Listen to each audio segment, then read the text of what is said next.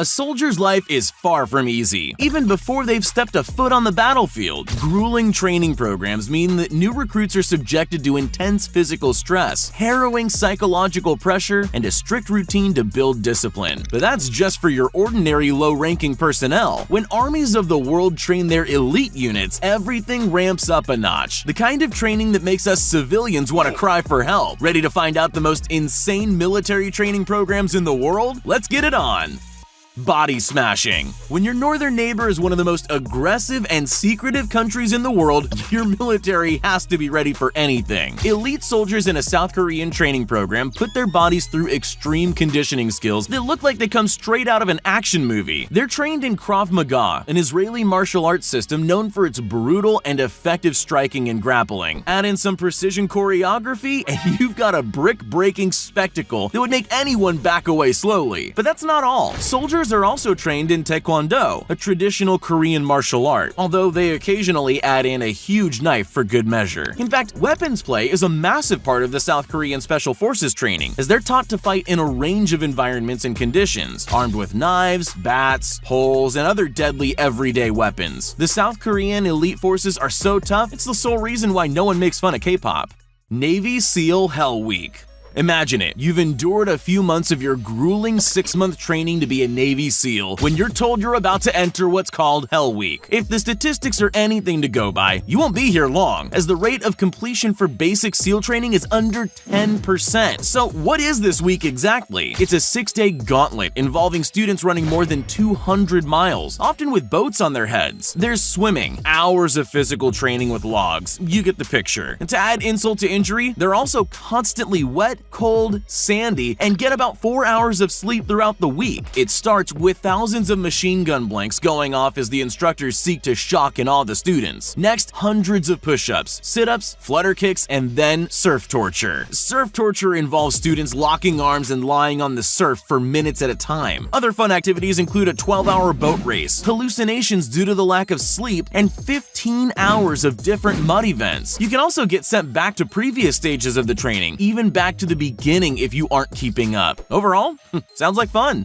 Taiwan Marine Corps. The road to heaven is the final stage of a grueling 10-week amphibious training program for the Taiwanese Marine Corps. Candidates must crawl 164 feet over jagged, porous coral rocks in a pair of shorts. The challenge starts with a hard fall from standing to a planking position. If that wasn't tough enough on the elbows, the crawl across the rocks now begins. The training has some utility as a simulation of landing on a rocky beach, but is mainly a test to conquer pain. "I don't fear pain!" the recruits shout as they cross the razor-sharp rocks. The path has 10 stopping points, which sound like they might be a chance to stop and rest, but no. The recruits must stop at these points and perform an exercise. If an instructor isn't satisfied with how the recruit performs this exercise, they'll be ordered to start again. And to pour salt in their wounds, they actually pour salt in their wounds as they make their way through the course. At the end of this grueling challenge, successful Marines have earned their place among Taiwan's elite soldier unit. Iron Army. The People's Liberation Army of China, or PLA, is the biggest army in the world, with an estimated 2 million troops. During winter training sessions, soldiers throw snow onto their bodies in below-freezing temperatures to condition their bodies. Heavy snowfall doesn't slow them down either. With pistol training, log drills, and sub-zero, semi-naked crawls through the thick snow. To warm up, they're then asked to jump through rings of fire. It may not be super useful, but it does look cool. PLA training is so intense that they literally torment their soldiers by tying a cross to their backs in an attempt at encouraging a military posture. And just to prove that PLA has a sense of humor, they've also invented a fun variation of hot potato with a live grenade. They pass the grenade around with the pin pulled out before the last person throws it in a hole for a contained explosion.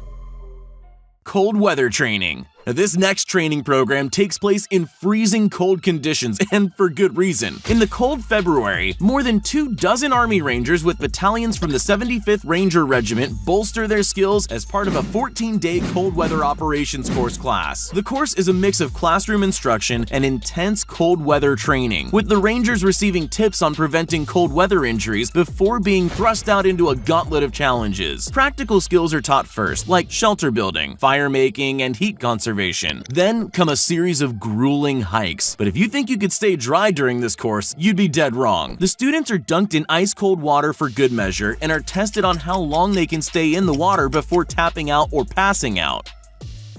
Surf passage. Surf passage is one of the most iconic and formidable parts of U.S. Navy SEAL training. Small teams of SEAL candidates carry their boats above their heads into the ocean, fighting the crashing waves of San Diego's Silver Strand. They then have to get into their boats and paddle out past the break. It's wet, heavy, and there's constant 3 to 5 feet high waves trying to push them back to the shore. The result is carnage. Boats flip with bodies, oars, and helmets flying everywhere. Sometimes boats even crash into each other. One recruit recalls a fellow trainee being hit by a boat near the shore, breaking both his legs. So yeah, fun stuff.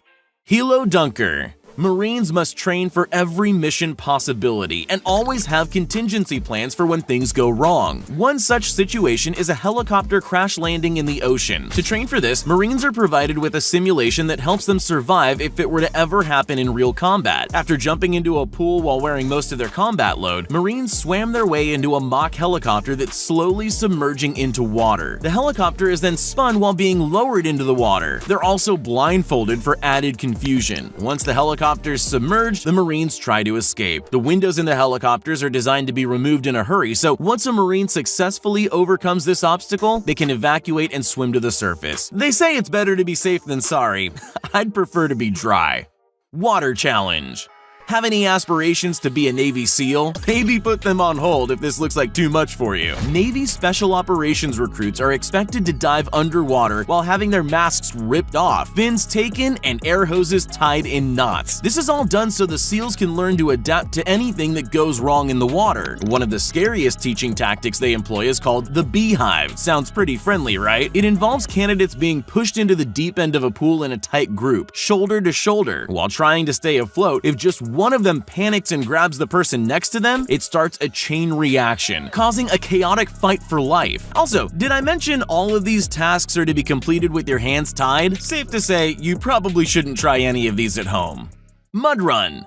In 2017, the British Royal Marines released footage of their brutal mud run training course. As part of the infamous mud run, the recruits were tasked with various exercises in the thick, wet slop. There are log drills, crawling races, backstroke exercises, and more log carrying, all in the mud that just gets heavier and thicker throughout the day. This makes your weekly gym session seem like a stroll in the park, doesn't it? While all this seems manageable for a potential Royal Marine, it wasn't just soldiers that were expected to complete the course. Musicians from the Royal Marines School of Music were taken out of their comfy cabins and thrown into the mud as well. Not sure how this helps them play instruments, but it probably beats their other band camp stories.